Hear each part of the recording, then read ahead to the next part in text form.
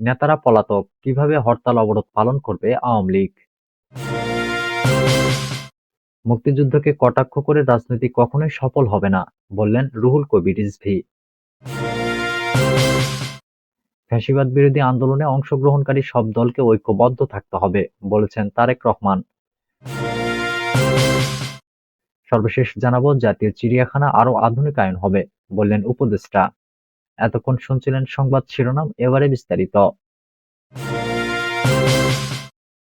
নেতারা পলাতক, কিভাবে হরতাল-অবরোধ পালন করবে আওয়ামী লীগ?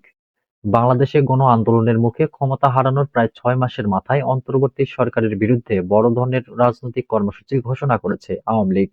ডক্টর মোহাম্মদ ইউনূসের নেতৃত্বাধীন সরকারের পদত্যাগের দাবিতে আগামী ১৬ ও ১৮ ফেব্রুয়ারি হরতাল-অবরোধের ডাক দিয়েছে দলটি। নিজেদের দাবির পক্ষে জনসমর্থন আদায়ে আগামী ১লা ফেব্রুয়ারি থেকে পরবর্তী ২ সপ্তাহ সারা দেশে লিফলেট বিতরণ ও বিক্ষোভ সমাবেশ পালনের ঘোষণা দেওয়া হয়েছে। জনগণের জানমালের নিরাপত্তা দিতে ব্যর্থ হওয়া এই অবৈধ সরকারের ক্ষমতায় থাকার কোনো অধিকার নেই, বিবিসি বাংলাকে বলেছিলেন আওয়ামী লীগের যুগ্ম সাধারণ সম্পাদক বাহাউদ্দিন নাসিম। এমন একটি সময় আওয়ামী লীগ এই কর্মসূচি ঘোষণা করেছে যখন দলের শীর্ষ থেকে তৃণমূল পর্যায়ের অধিকাংশ নেতারা হয় কারাগারে, না হয় পলাতক রয়েছেন। এমনকি দলটির সভাপতি ও ক্ষমতাচ্যুত সাবেক প্রধানমন্ত্রী শেখ হাসিনাও গত ৬ মাস ধরে ভারতে অবস্থান করছেন।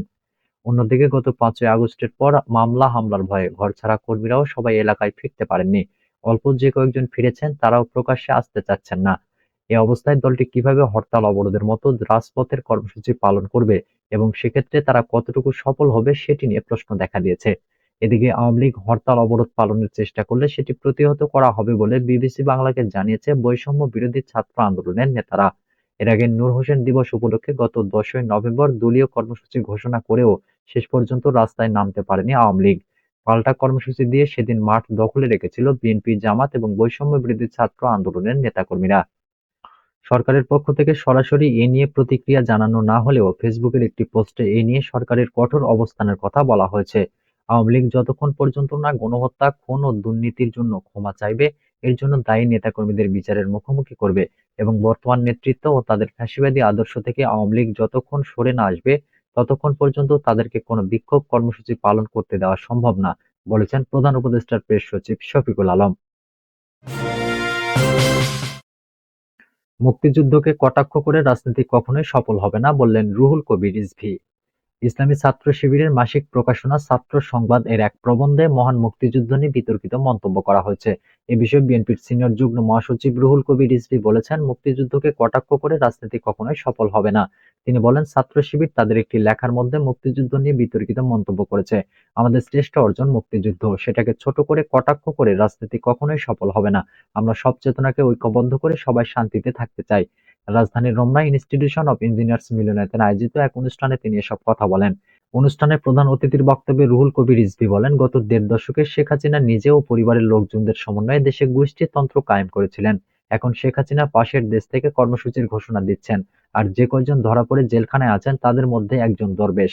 তিনি কারাগার থেকে ঝাড়ফুঁক দিচ্ছেন, তিনি মাঝে মধ্যে জেলখানা থেকে ঝাড়ফুঁক পাঠাচ্ছেন। আমি জানি না তাদের বিচার প্রক্রিয়া কিভাবে চলছে, কিভাবে তারা সেখান থেকে বেরিয়ে এই কথাগুলো বলছেন। নিশ্চয়ই তাদের নানাভাবে সহায়তা দেওয়া হচ্ছে, তারা সেটির সুযোগ নিয়ে কথাবার্তা বলছেন। কারাগারে বিরোধী দলের নেতাকর্মীদের উপর নির্যাতন প্রসঙ্গে রুহুল কবির রিজভী বলেন, আমাদের কারাগারে নিয়ে মাদকসেবী ও ফাঁসির আসামিদের সঙ্গে রাখা হতো। আমাদের বিরুদ্ধে রাষ্ট্রযন্ত্র ব্যবহার করে নির্যাতন নিপীড়ন করা হয়েছে। শেখ হাসিনার নির্দেশে গুম খুন করা হয়েছে, যা গণমাধ্যমে প্রকাশিত হয়েছে। তিনি রাষ্ট্রীয়ভাবে পৃষ্ঠপোষকতা করেছেন। অন্তর্বর্তী সরকারের সংস্কার কার্যক্রম প্রসঙ্গে তিনি বলেন, সরকার সংস্কারের কথা বলছে ভালো, কিন্তু সংস্কারের নামে আপনারা সময় ক্ষেপণ করবেন না। এমন সংস্কার আনুন যাতে ফ্যাসিবাদ পুনরায় প্রতিষ্ঠিত হতে না পারে। এমন সংস্কার নিয়ে আসুন যাতে মানুষ ন্যায় বিচার পায়, আর যাতে কোনো ফ্যাসিবাদের জন্ম না হয়। তা না হলে মানুষ ভালোভাবে নেবে না। জিয়াউর রহমান সম্পর্কে রিজভী বলেন, জিয়াউর রহমান বহুমুখী প্রতিষ্ঠান, স্বল্প পরিসরে তাকে নিয়ে আলোচনা করা কঠিন। তার বিভিন্ন কর্মকাণ্ড বিরাট বিস্তৃত। তিনি একজন সফল রাষ্ট্রনায়ক, যথাসময়ে দেশের মানুষের প্রয়োজন বুঝতে পেরেছিলেন, তার গুণাবলী ছিল অপরিসীম। ফ্যাসিবাদ বিরোধী আন্দোলনে অংশগ্রহণকারী সব দলকে ঐক্যবদ্ধ থাকতে হবে, বললেন তারেক রহমান। বিএনপির ভারপ্রাপ্ত চেয়ারম্যান তারেক রহমান বলেছেন, বিএনপির ৩১ দফা কেবল দেশ ও দেশের মানুষের জন্য। ৩১ দফার মাধ্যমে আমরা দেশের মানুষের শুভ পরিবর্তন ঘটাতে চাই, যেটি মানুষ প্রত্যাশা করে। এই পরিবর্তন কোনো জাদু বা ম্যাজিক নয় যে বলবো আর হয়ে যাবে। এজন্য জনগণের আস্থা ধরে রাখার জন্য নিজেদের পরিবর্তন করতে হবে, আমাদের মন মানসিকতার পরিবর্তন ঘটাতে হবে। তাই আমাদের ভাবনায় শুধুই জনগণ, জনগণ ও জনগণ। শুধু তাই নয়, এই ৩১ দফা বাস্তবায়নের মাধ্যমে আমরা সকল জুলুম নির্যাতনের প্রতিশোধ নেব। তিনি বলেন, আমি প্রতিবারই বলছি, সামনের পথ মোটেও মসৃণ নয়। বিএনপির বিরুদ্ধে দেশি বিদেশি ষড়যন্ত্র করা হচ্ছে, এ সকল ষড়যন্ত্র মোকাবেলা করে আমাদের ঐক্যবদ্ধ থাকতে হবে। জনগণের আস্থা নষ্ট হয় এমন কোনো কাজ করা যাবে না। মানুষের আস্থা ও ভালোবাসা অর্জনে দলের নেতাকর্মীদের এক থাকতে হবে। বিএনপির লাখ লাখ নেতাকর্মীকে এখন থেকে প্রস্তুতি নিতে হবে। তিনি জুলাই গণঅভ্যুত্থানের শহীদ ও গত ১৬ বছর গুম খুনের শিকার ভুক্তভোগী পরিবারের উদ্দেশ্যে বলেন, যারা আন্দোলন সংগ্রামে শহীদ হয়েছেন তাদেরকে রাষ্ট্রীয় মর্যাদা দেওয়া হবে। তালিকা করে শহীদ ও আহতদের খোঁজখবর নেওয়া হবে। আমরা বিগত দিনগুলোতে দলীয়ভাবে এসব পরিবারের পাশে দাঁড়িয়েছি।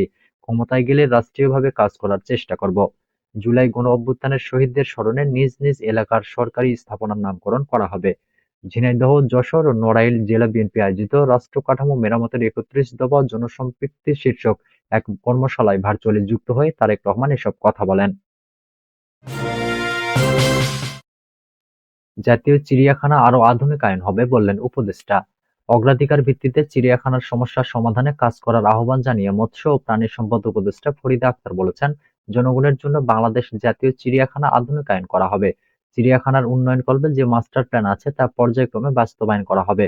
মিরপুরে অবস্থিত বাংলাদেশ জাতীয় চিড়িয়াখানার ইন্টারপ্রিটেশন সেন্টারে বাংলাদেশ জাতীয় চিড়িয়াখানার বর্তমান অবস্থা ও ভবিষ্যৎ পরিকল্পনা বিষয়ক অবহিতকরণ সভায় প্রধান অতিথির বক্তৃতায় তিনি এসব কথা বলেন।